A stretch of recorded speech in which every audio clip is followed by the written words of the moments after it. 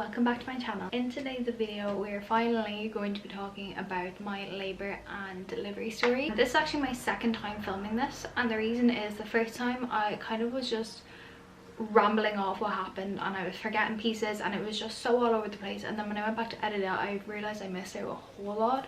So I have wrote down notes on my phone just to keep me on track. I actually wrote these notes probably like I think maybe the day after I gave birth, because I wanted to remember everything. And when you go through something as difficult as labour, you do forget a lot, or you kind of like push it to the back of your mind, and that's definitely what I've done. I'm going to be saying some controversial things in this video, so if you're someone who, you know, gets upset about certain terms being used to do with birth, or if you're someone who, you know, is due and doesn't want to scare themselves, maybe don't watch this. But if you're also someone who wants to know like a realistic experience of a birth, even with you doing all your hypnobirthing and even with you, you know, having a positive mindset towards your birth, maybe watch this video, because yeah, I had a completely different experience to what I thought I was going to have. If you like this video, make sure to give it a big thumbs up, make sure you subscribe, and let's get started. So I obviously have given birth now. I'm currently 8 weeks postpartum, soon to be 9, and I've had a very lovely recovery, thankfully. I wasn't someone who's had a rough C-section recovery. Spoiler alert, had a C-section. If I get upset during this video, just know I'm okay. I still kind of haven't processed the birth, and I've also not processed the labour, and yeah, I personally am not happy with the way my birth went, but look, we can always try next time. So I was due on the 24th of January, which was a Tuesday, and on that Tuesday I had gone in and everything had been absolutely fine. My scan was grand, there was fluid around the baby, you know, his heart rate was good, I was good, my blood pressure was good. So they're like, right, we're gonna let you go a week over and we'll see you in a week's time if you haven't gone into labour by then. So between that Tuesday the 24th and Tuesday the 31st, I had like very minor labour pains that were coming at about 5 p.m, and then once I went to sleep at night they were gone then the next morning until the following like 5 p.m. So I was getting them, but kind of like didn't really think anything of it, because I knew with it being my first baby, labour was going to take a while to start. I was more than likely going to go over my due date, which I did. So I went over, and on the 31st of January I had a scan in Hollis Street at 8 a.m. So I went in for my scan. They took me in straight away and she started taking my blood pressure, and when she started taking my blood pressure, she kind of was squeezing my arm a lot more than usual, and she was taking a lot longer to do my blood pressure. And I was kind of like, oh, maybe it's just her way of doing it, because I went public, and with public you see many different doctors, you don't just see the one doctor. She was like, your blood pressure is a bit low, but I'm going to check it at the end of the scan. And I said, yeah, no problem, like, go ahead. So then she goes, right, lie back on the table, we'll do your ultrasound. So I lay back on the table, and lads, ultrasounds, they're kind of uncomfortable if you've had one before. Like, they're pushing down your belly, it's cold, it's not nice, but it is what it is. Like, you're able to stomach it.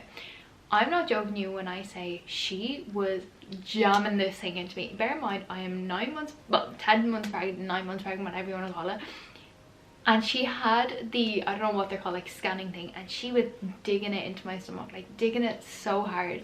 And I looked at Joseph, and Joseph was looking at me, and I was like, oh my god. I was like, this is so painful. And then Joseph told me afterwards, thinking in his head, like, she's ramming that into her very hard, and she was constantly moving, and she was silent, like silent the whole way through. And I was like, oh god, it's not good. So I looked at the monitor, and I've seen a lot of ultrasounds at this point, like a lot of ultrasounds, and I looked at the ultrasound and I could see that there wasn't any fluid around him, and I was like, oh no. I was like, there's no fluid around him. But I am not a doctor, so I genuinely don't know what I'm looking for in a ultrasound. So I was kind of like, Nolly, you could be wrong. So after like 5 minutes she turns around and she goes, yeah, so there's really low fluids around your baby. She was like, but these machines down here, they're not as good as picking up things as upstairs. She goes, I'm gonna send you upstairs because they have better equipment, and they might say that there's enough fluid around the baby to have you go another 3 days and see if you go into labour. And I was like, right, okay. And she goes, so I'm just going to ring up to them. So she rings up to upstairs and she's like, look, I have a girl here, doesn't seem to be amniotic fluid around the baby, can we get her in? They're like, yeah, no problem, send her up. So she sends me straight upstairs with Joseph, and that morning I had put my hospital bag fully packed into the car, whereas before we had like, my hospital bag was packed but it wasn't fully packed because I had like, if I was gonna go home that evening to brush my teeth, like I was gonna leave my toothbrush here, but for some reason I packed my toothbrush, like I packed like my face cream, I packed everything that I'd use on a daily. It was like I knew. It was like I knew I was being kept in. So myself and Joseph went upstairs, and not even 15 minutes later we were called in for the anomaly, or not anomaly scan, but like just an ultrasound scan. And I was lying there and the lady was checking everything, like she was checking all bits of the baby just to make sure the baby was still okay. And she goes, yeah, so there's definitely low fluid, so you're going to be kept in, but I need to call the doctor. And I was like, alright. So she got me and Joseph to wait in a room. We waited in this room for over an hour. Just this plain room, like there was literally 2 chairs and that was it. And she goes, right, so they've shown me the scan and they're saying that there's low fluids around the baby. She goes, we're going to have to keep you in and get you induced. She was like, it's very, very dangerous for that level of low fluids, because with no fluids around the baby can't breathe. So she was like, we're gonna have to induce you today. And that was number 1 on my wish list, that I did not want to be induced, and yet it happened. So I was told to wait in a room and they were gonna get a day bed ready for me upstairs. So when I was called to go upstairs to the day ward, I went up, they got me registered, and then I was put in like the very far bed, and it was so nice because we actually had the window, so it was a lot less intimidating. So I went in and straight away they put monitors of me. If you haven't seen them, they're like 2 round things that are stuck in your belly, one's for you, one's for the baby, and it's just check your and baby's heart rate. So that was grand. They stuck it on me, he was looking to be fine, absolutely grand. They were like, right, we're gonna wait for the other doctor to induce you. So then they like took my name, they put a band on me, they like, as in like an ID band, they checked my blood pressure, they checked my heart, all was grand. So then I was told, right, you need to get undressed because from the waist down, because the doctor is going to induce you. So that was grand. I was waiting about 10 minutes and then the doctor came in, and it was really funny because it was a male doctor, which is absolutely fine, like I have no problem with it, but I just found it hilarious. I'll tell you why in a minute. This doctor came in and he was explaining to me what the induction is.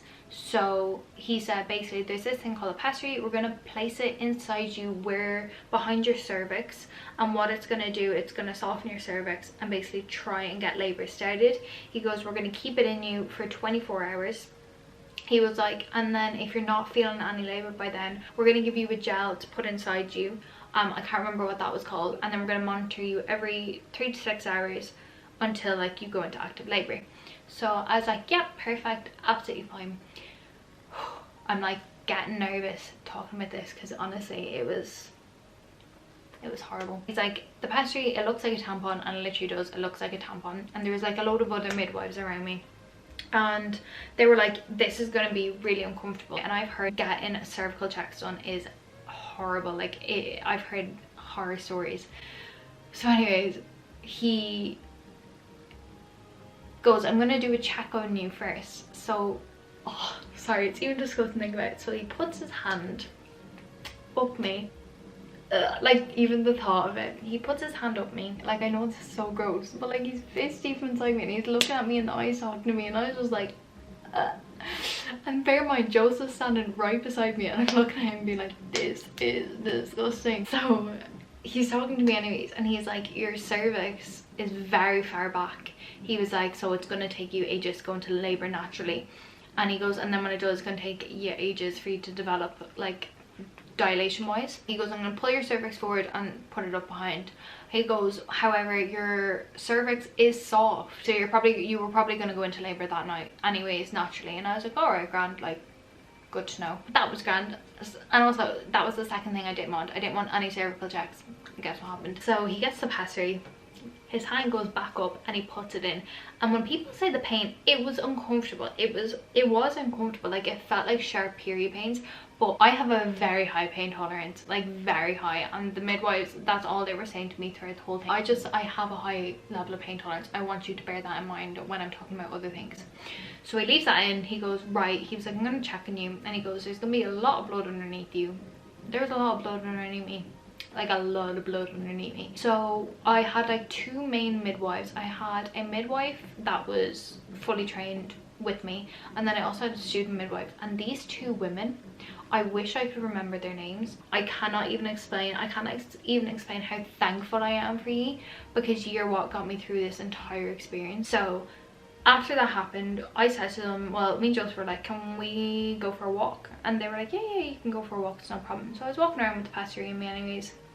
It was a bit uncomfortable to walk. I was going for walks, we got some snacks in the shop, we came back, and then they were checking on me and they were like, how are you? And I was like, yeah, I'm all good.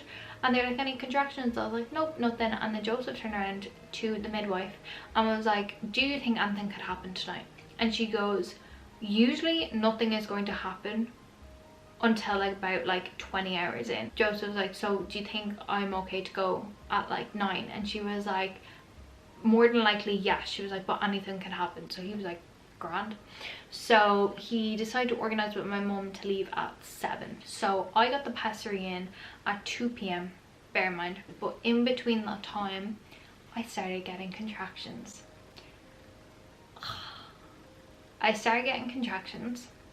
And they were pretty mild to begin with. Like, I was handling them like absolutely fine. I was able to talk through them, I was able to laugh through them, and I was kind of like giggling through them. And then as they started to get worse, again, I was still able to talk, I was still able to communicate. And then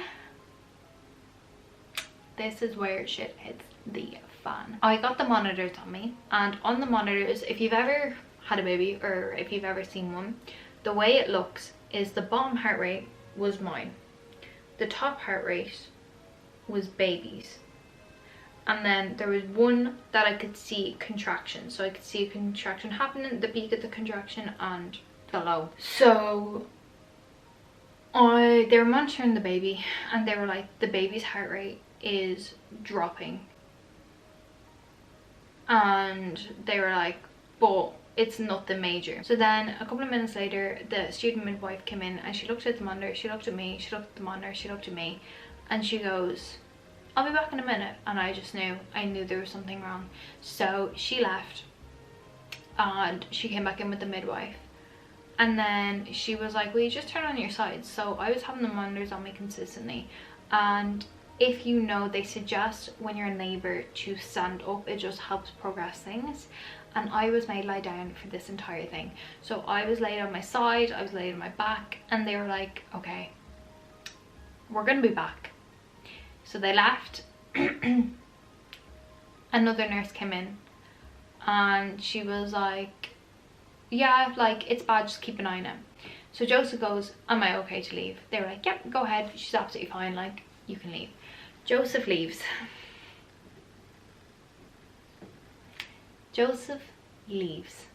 I'm still getting contractions. They're getting a bit more intense now. Bear in mind, when you're in the day ward and in labor, if you're not in active labor, you don't get any pain relief. So far, no pain relief. So Joseph leaves and the midwife comes back in again, and she runs out of the like cubicle thing that I'm in and rushes back in with a midwife. And she's like the midwife of like, she's the head midwife of like the ward that day. And she goes, right, so baby's not happy. And I was like, okay. I was like, what does that mean? She goes, yeah, I'll be back. So she runs out, and next thing, I'm not joking you, I'd say about 10 to 12 midwives run into my cubicle. Bear in mind, I can't feel anything bar contractions. I don't know what they're looking at on the screen. They run in, like run in. And we were told before, when he was being monitored and his heart rate was kind of dropping, anything below 120 is dangerous. After Joseph left, it was dropping to like 80, but it was going back up to like 140 for a good little while, and then it was coming back down to like 120. So that's where they're keeping an eye on it. But when I turned and I looked at the monitor, it was 0. baby's heart rate was gone down to 0. So that's why the midwife ran out and came back in. You know, when something happens so quickly and happens in a blur and you're just like, you literally have no idea what happened. I wish I could say it as quickly as that happened, but all these people rush in. I've been stripped of the clothes that I came in. She literally goes, I need to pull this pessary out right now. And she literally goes 1, 2, 3, pulls it out. I'm getting blood work done on this arm. I'm getting my blood pressure done on this arm. I'm getting a catheter put in this arm. I'm also getting a catheter put in my, is it a catheter? Not a catheter. What are they called? What are them things called? Like vials, like, you know, the ones that go in and they stay in. I'm getting one put in my hand. I have a midwife talking to me here. I have the head nurse talking to me here. I have a doctor being rushed in. They're putting compression socks on me. They have me in a room. They're like, we need to get you in theatre now. We need to C-section you right now. And I'm like, oh my fucking god, what is going on? And then obviously I see baby's heart rate has gone to 0. And I'm like, what the fuck? I'm literally like, what is going on? Joseph has just left. I'm like, he's not gonna make it back time. They're like, is your partner like gone long? And I was like, no, he's actually gone like 2 minutes. They're like, you need to bring him. So I ring Joseph and I'm like, hey, and he's like, hey, no. He's like, I'm like, you need to come back. And he was like, what? And I was like, I can't explain, because I was in such shock of what was happening. I was like, you need to come back. And he was like, okay, I'm on my way. But then my adrenaline kicked in. So I was shaking. Like, I can't even explain. When people say your adrenaline kicks in when you, especially when you go to have a C-section, your adrenaline kicks in. I didn't realize how much they actually meant it. Like, I was literally rattling like this, like shaking so much I could not stop, like could not stop. So they pulled the pessary at me. That's grand. The doctor is coming in and she's like, I have to break your waters. She was like, we need labour to speed up. She was like, we can't get this baby out without breaking your waters. I said, that's fine, go for it. Breaks my waters. I feel a pop and then a gush, like a proper gush, because obviously it wasn't naturally broke. It was like artificially broke. So it gushes out me. I'm soaked at this point. At this time, like, I'm talking to her quite slowly, but this is all happening all at the same time. Like, it's not like they did this and then they did this. No, this is why there was 10 midwives, because they were all doing something different. And then suddenly I was being read my rights of a C-section and a spinal block, and if something happens I can't sue them, and I know the dangers and I could die and blah blah blah, and I'm told to sign it, and I'm like, oh my fucking god, I'm literally signing my life away in 2 seconds. I'm not being told anything, but I'm being told so much at the same time. I was like, what the fuck is going on? So I signed the paper because I'm like, I need to get this baby out. Like, this baby is not happy. His heart rate is literally, he's on a flat line at the moment. Then basically once they pull the pessary out, it's broke, blah blah, my baby's heart rate goes back up. Thank god. If I was telling you this story a week after birth, 2 weeks after birth, I'd be sobbing at this point, because I have literally pushed this to the back of my mind, and every time I try and think about that birth, I literally just get so upset, because it's just so difficult. Like, you don't realize, like, that literally was the most traumatic thing ever. And not having Joseph there and having like all these midwives coming in, and then having a midwife beside me, these 2 midwives that honestly were angels, and like reassuring me and being like, everything's gonna be okay, like everything's being okay. I'm shaking with the adrenaline, I'm panicking. I don't even feel my contractions anymore at this point because I'm in such a panic. And then Joseph comes back and he walks into all these people around. He's like, oh, what's going on? And I was like in such shock, like shaking, that the midwife had to tell him what had happened. So then they all leave because baby's heart rate is coming back up. So baby's heart rate comes back up, and Joseph's like looking at me like, oh my god, like, are you okay? And I'm like, I'm fine. Like, I'm glad that that's over. And I had to explain to him like the sheer like pace of how that went was just crazy. And it was just honestly horrible. As soon as that pessary came out and Joseph came back in, my contractions went painful, like painful to the point I couldn't talk to Joseph. But I was able to have a long enough gap in between my contractions to regain myself and breathe through. And they were like, Leah, we're trying to get you a bed in the labour ward. They're still full, because they knew I needed to go in. So that was grand. Bear in mind, my contractions are coming quite strong. And then they're like, Leo, you need to walk to the labour ward. Lad, walking to the labour ward was honestly the longest fucking walk of my life. I'm in agony, like so much pain. And I'm like, you want me to walk? So anyways, I walk. When I got into the labour ward, she was like, we're gonna hook you up to machines again. And honestly, that walk into the labour ward was a lot easier to deal with contractions than lying down. So when she told me, we need you to lie down again, I wanted to cry. I literally wanted to cry. I was like, are you actually joking me? So she had me lie down, they were monitoring me.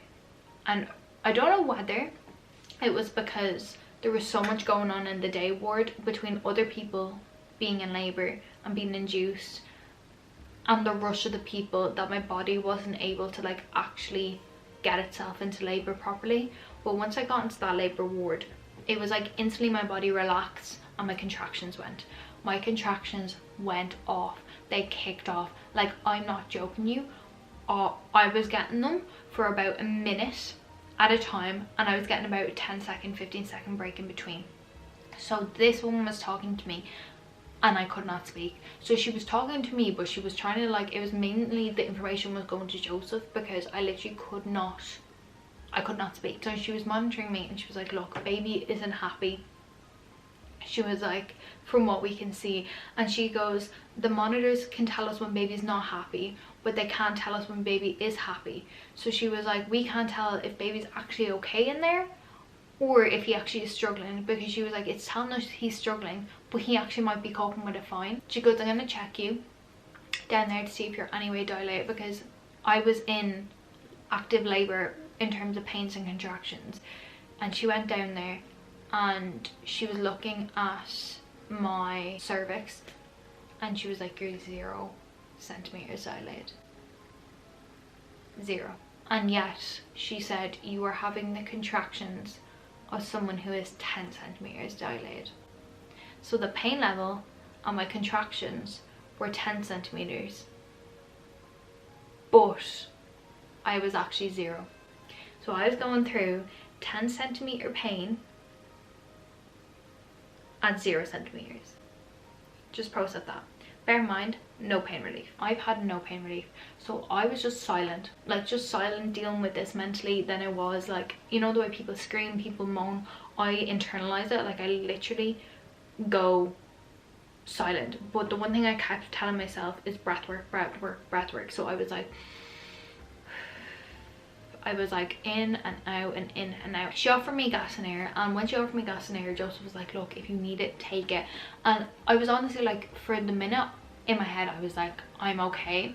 And then they started, like I said, getting really bad. So I was trying to suck in the gas and air, but because I was in that much pain, I couldn't take deep breaths. So the gas and air was not working, because nothing actually was coming out, because I wasn't sucking in anything enough.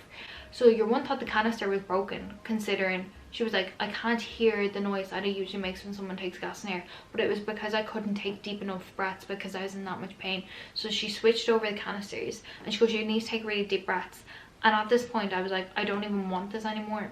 So what I did was I kept the tube that's attached to the gas and air in my mouth just to bite on it for the pain. The doctor then came in, they were like, look, we think you're gonna need a C-section. Baby's really not happy and you're in a lot of pain. You're in 10 centimeter pain, you're 0 centimeters dilated. Like you're nowhere near ready, like nowhere near ready. She was like, we're gonna have C-section you, because she was like, we can't give you oxytocin until you're in active labor, but you're not in active labor because you're 0 centimeters dilated, but you're also in the pain of active labor. She was like, we need to get you C-sectioned. So again, strike number 3, didn't want a C-section, but there was nothing we could do. Baby was not happy, baby was in distress, I was in agony. All I was thinking about was him and how he could be flatlining again. And if we go for longer, like if we go with the full 24 hours, or if we go the full, like however long it takes me to be in active labor, I was like, I could really be hurting my baby and I don't want that. And then the other thing was, they were like, we can't give you an epidural, we can't give you any other pain relief unless you're in active labor, and you have to be at least 3 centimeters dilated. So I was like, C-section it is. I'm in agony, my eyes are closed, I'm in so much pain, they're reading me out to me again, my rights. and like I can't sue them if something goes wrong, blah blah blah, for the C-section. So I sign it off, and then the anesthesiologist comes in who's doing my spinal block, and he goes, right, Leah, this is what's going to happen with the spinal block, this is what's going to happen. They're like, we're just prepping the theatre for you because someone's just been in. He was like, we need to like just get it ready. And he was like, as soon as we're ready, we're gonna get you. So again, I'm biting on my gas and air, and they bring in another stretcher, and they need to transfer me from that stretcher, well, the bed that I'm on, to a stretcher. And they're like, you need to let go of the gas and air. Bear in mind, I've been using this, biting on it as my pain relief. Instead of actually using the gas and air, I've been biting on it. So they rolled me over, and then my whole body just went limp. My whole body went limp. I was in that much pain. I haven't spoken a word to Joseph since I'd say about 9 p.m. It's now 11, so I think I got in there about 10, and they were bringing me into theatre at like 11. So I got brought in, and they were like, Joseph, you need to stay in this room, we'll call you when she's ready, because he can't be in with me when I'm getting the spinal block and everything. So I go in, I'm literally like hunched over in pain, like I literally feel like I'm gonna throw up. I can't speak. This pain is no joke. If anyone's gone through labor, I can't even explain to you how impressive it is for a woman to go through labor and go through that level of pain, and your body just cope with it. It's absolutely crazy. I get brought in, they put like blood pressure monitor on me, they put another IV thing in me, and I'm hunched over a pillow with the midwife, the one that was in the labor ward, not the one that was in the day ward, hunched over, and she's like, just look at me, and they're gonna do the spine. And he was like, look Leah, you're gonna feel this, it's gonna be painful. And honestly, I was like, I really don't give a fuck how painful that is, because it's not going to be as painful as this. And it wasn't. So he puts the needle inside me, and then he puts another thing inside me, I don't know what it was, and he goes, you're going to feel your body go numb from your chest down. And he was like, it's going to feel like cold rush through your body. And it did. That's exactly what it felt like. It feels like cold rush through your body, and I was fully numb then. And then it was pure bliss in terms of pain relief from then. They all move me because I can't move.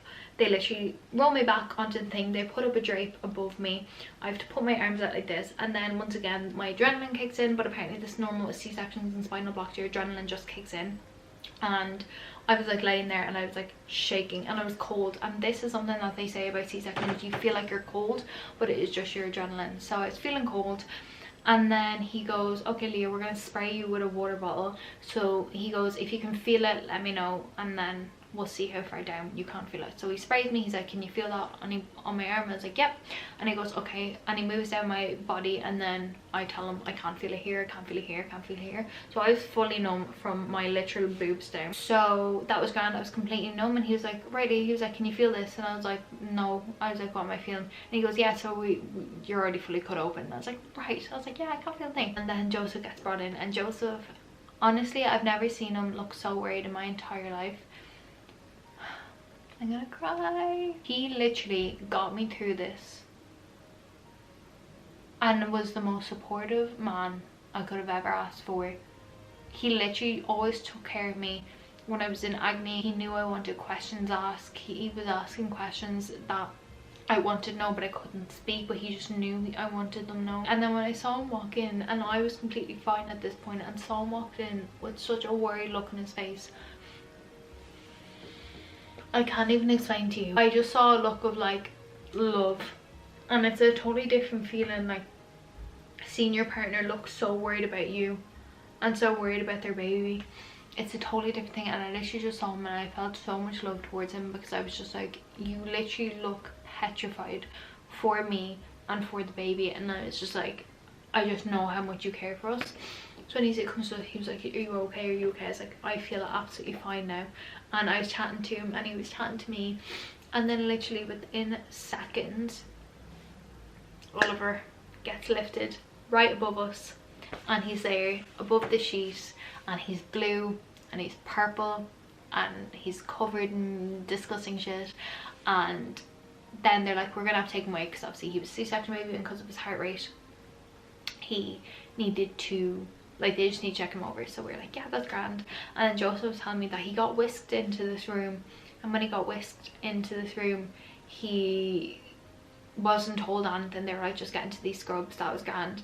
He got into the scrubs, and then someone came in and ran past him, and he was like, oh fuck, something's after happening, like they're running. So he thought something had happened. That's why he said he came in so panicked, because then like 15, he said it literally was ages. To me it felt like seconds, but he literally was like 15 minutes later, half an hour later, he had someone come in and go, right, come with me. And he said, because it wasn't like, okay dad, or like, do you want to, are you ready to go see your baby? He said it was just, okay, come with me. He thought genuinely something had happened. I was absolutely fine. I was chilling there. So then Oliver gets brought between us, and I just start bawling, my eyes out, like sobbing my entire heart out. And it was just an experience that you genuinely don't know you're gonna feel it until it happens. And Joseph didn't think he was gonna cry, and he cried, and it was genuinely just the most incredible moment I could have ever asked. And to the Hollis Street staff, you are angels. Every single person we encountered was the most incredible person. The 2 midwives that were in the day ward, I cannot thank them enough for how good they were with me. The midwife that was in the labor ward, you were incredible.